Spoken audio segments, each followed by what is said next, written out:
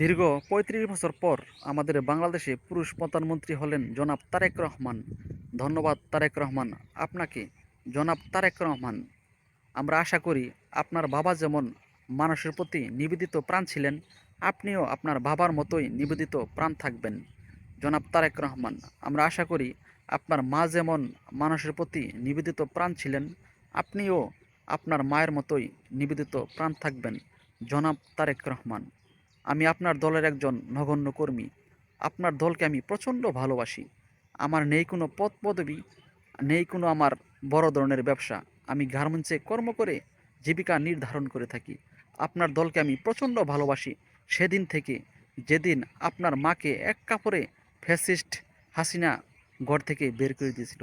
সেদিন থেকে জনাব তারেক রহমান, আমি আপনার রাজনীতি দেখি নাই, আপনার মায়ের রাজনীতি দেখি নাই, আপনার বাবার রাজনীতি দেখি নাই, তবে আমি ফ্যাসিস্ট হাসিনার রাজনীতি দেখেছি।